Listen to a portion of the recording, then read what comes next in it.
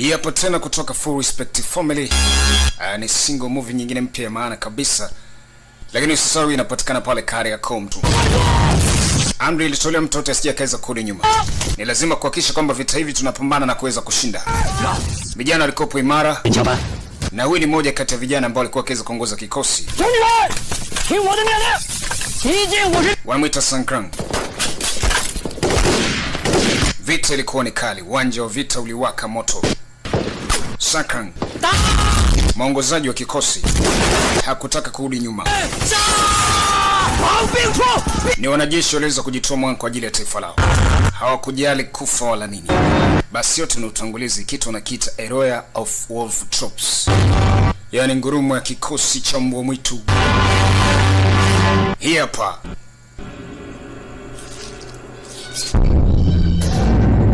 Basi katika majeshi ama kambi kubwa ya Kijapani, kijana aliamua kuweza kula kiapo kwa mkubwa wake kwamba kwa muda aliweza kupatiwa na kikosi alichoweza kupewa atahakisha kwamba anadili na watu wao wote, kuhakikisha kabisa kwamba wanawadhibiti. Alikata mkono wake, damu iliweza kutoka. Aliwaka vumbi fulani au unga wa njano kuashiria kunywa maji ya bendera, akiwa ndani ya jinsi yake ama uniform ya Kijapani. Basi atadili na hili swala bila kuweza kujali chochote, na hakuna yote atakayeweza kumwangusha. Kwa hiyo zote ni taratibu alizokuwa akiweza kupewa kwamba watu wao watafutwe. Nitakupa kikosi cha kutosha na pia utaweza kupata support yote unaweza kuhitaji. Lengo ni sisi kuweza kukamata maeneo yote tunaweza kuhitaji.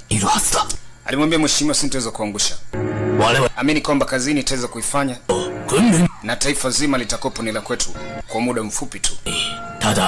Hakuna wa kuweza kutuzuia. Hilo naamini kwamba tuna nguvu na uwezo mkubwa. Wa China si kitu. Hawezi kuwa na zana kubwa tulizokuwa nazo, na pia tuna jeshi ambalo ni imara. Kwa hiyo lazima tuweze kuwapiga. Na hiyo ndo sheria. Kuwapiga ni lazima, na sababu pia tunayo. Ushindi huu ni wa kwetu. Lakini ndani ya ofisi kubwa za Balo Army, taratibu zote zilikuwa zikiweza kuwekwa sawa, na baadhi ya maeneo ambao walikuwa wanataka kuweza kuanza nayo, basi kuna message iliweza kufika. Message ikiwa imeweza kutoka ngazi za juu, ikiwataka watu wao kuweza kusimamia kila kitu kinachoweza kuendelea, idara zote kuhakikisha maeneo yote yanakombolewa, hasa eneo la mipaka kuweza kulindwa vilivyo, na watu wao kuweza kutafuta popote pale walipo.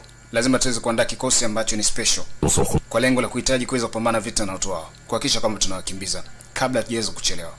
Hatuwezi